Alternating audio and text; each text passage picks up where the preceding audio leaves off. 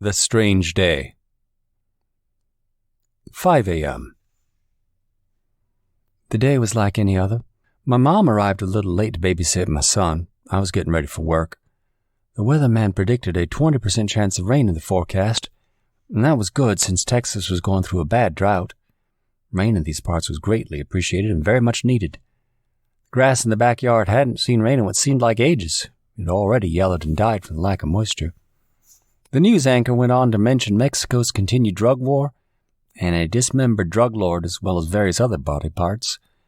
Annoyed by the bad news, I turned off the TV and kissed my son and waved goodbye to my mom as I headed off to work. 7:30 a.m. The morning commute was smooth, minus your typical fender bender. Driving into the garage, I noticed there was an accident on the side street. A man was on the ground.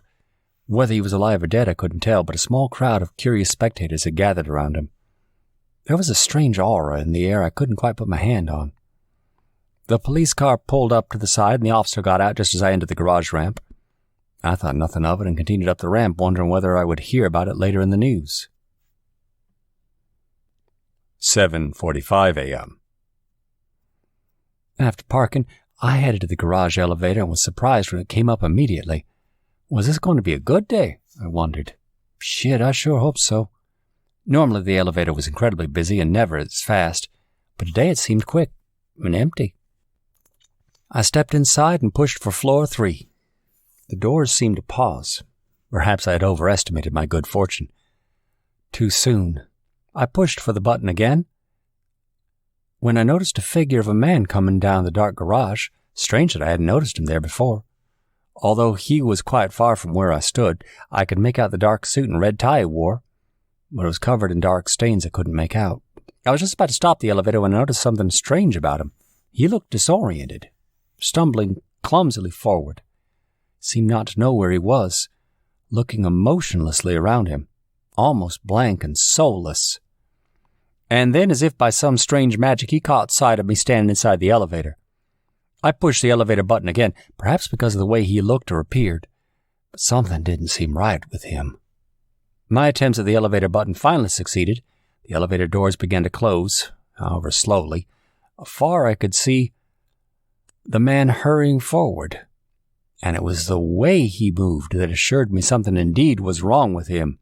One of his feet was obviously broken and bent at the ankle awkwardly. Yet he moved quickly, dragging it with him and showing no signs of pain. Cursing and pushing for the button again, the doors paused, jerking. I caught a glimpse of the man one last time, but he was no longer looking in my direction. His head was turned into an angle. Coming out of a nearby car, a woman was getting out and making her way to the elevator. I only saw her and him briefly as the doors closed, and it rocked as it jerked downward. I felt a sense of relief and shame. What if the man needed help? I thought suddenly. What if he was injured? Well, the woman would help him. I'm sure she would.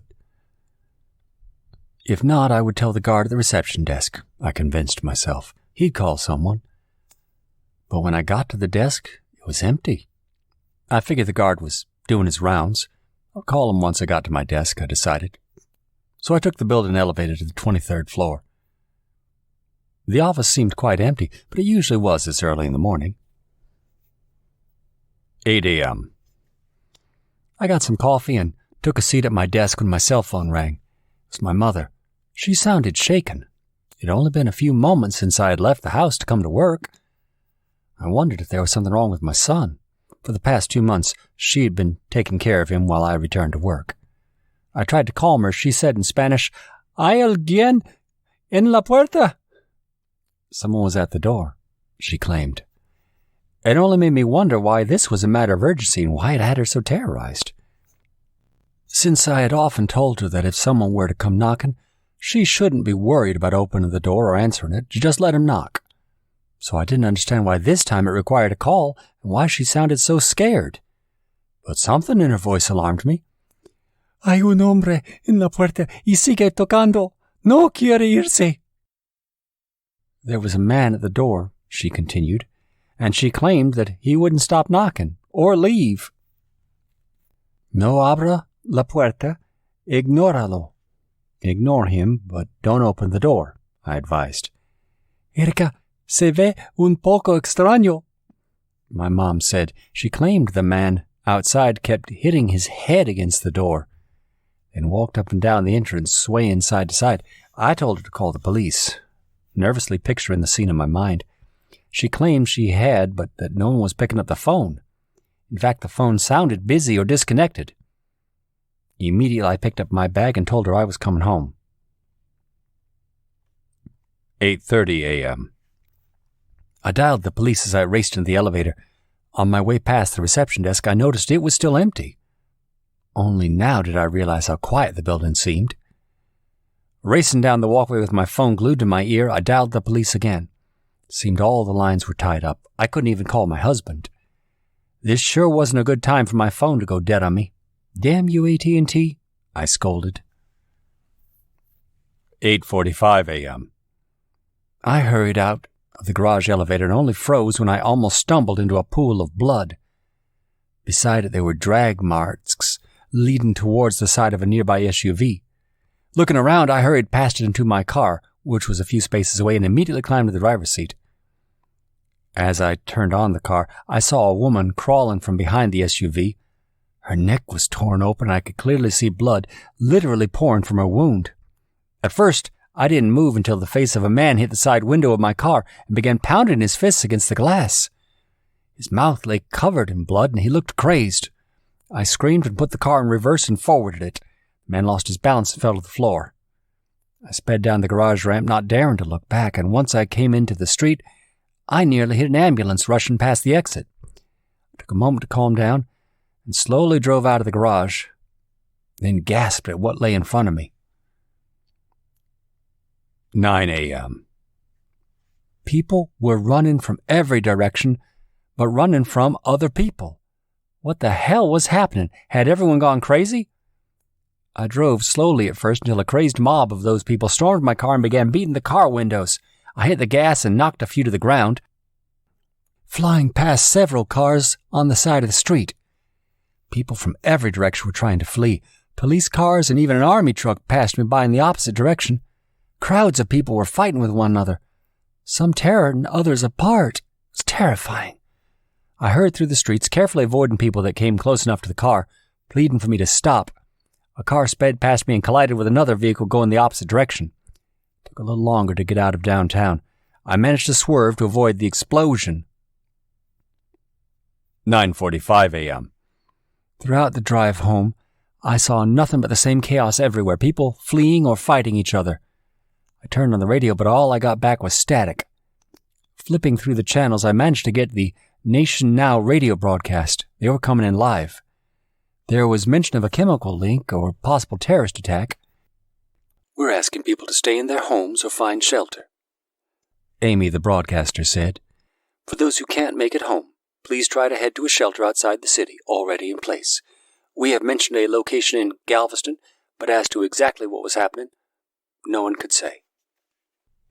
There have been talks about multiple attacks, riots in some states, an increasing number of mass murders across the country, she went on to say.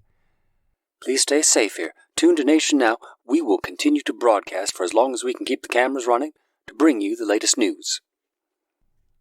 The news broadcaster also said, the president is taken into hiding amongst the chaos, calling on citizens to take care of each other and state governors to set an emergency protocol into action. Plans to address the nation in due time. 10:15 a.m. I made it to my neighborhood, finding the same chaos in every part of the way. Dread gathered inside me, making me anxious about the well-being of my mom and son. Neighbors were fighting with one another, and others were running for their lives. Houses and vehicles were on fire everywhere I looked. Across the street, my neighbor was standing outside his yard with a shotgun in his hands, guarding his property. I got to my house. My mom's car was still in the driveway when I parked and jumped out of the car.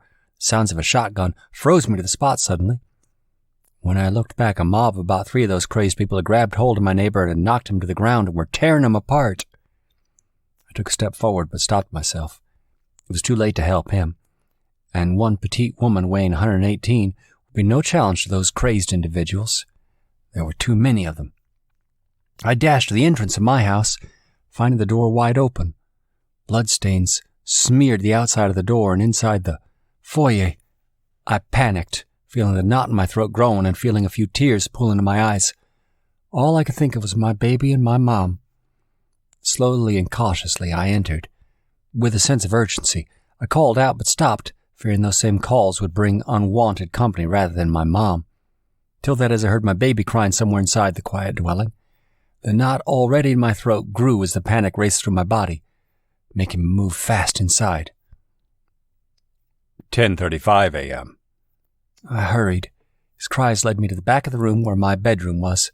The cries got louder. I moved fast, my heart beating in my throat as I got closer. The sounds from outside were already blocked and gone from my mind. All I wanted to do was get to my child. As I reached the room, I heard his cries coming from a back closet. I immediately opened the door and found him in his swinging seat, looking up at me. I nearly broke down, relieved he was safe. I checked him over just to be sure. He was happy to see me, as I was to see him, holding him to me. I cradled him in my arms, realizing there was no sign of my mom, but we still had to get out of here.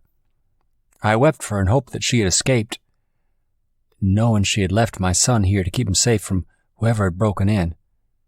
I had no doubt about that. 10:45 a.m.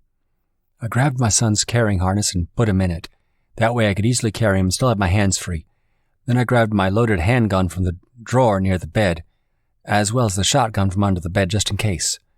Armed and ready, I cautiously made my way out of the house, back towards the living room and out the front door. Now I had to find my husband and hope for the best. My God, I prayed that my mother was okay. I made it to the car, my child with me. There was no time for car seats, especially with a group of those crazy people approaching. Backed the car into the bunch, knocking them off their feet, and knocking into one as I straightened the car and forwarded it. Texting and driving. Never combined the two. But in this case, it was necessary. I'm hoping my family's saved. I'm hoping they answered my posts on Facebook, but it seems that the site has not been updated or active for hours. I don't know what to do. I'm driving, but I'm not sure where to. The phone continues to fail me. Every line sounds busy. It's now 11:30 a.m. and there's a helicopter flying overhead. It looks military, but I'm not certain. What am I going to do?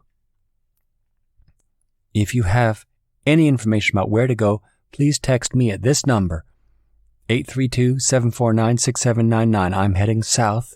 I think Galveston might be my best option, but I'm going to try to head to my husband's job. God, I just hope he's okay. I hope he's there. I don't want to think about what I would do. The streets were scattered with abandoned cars and buildings on fire. That helicopter just went down.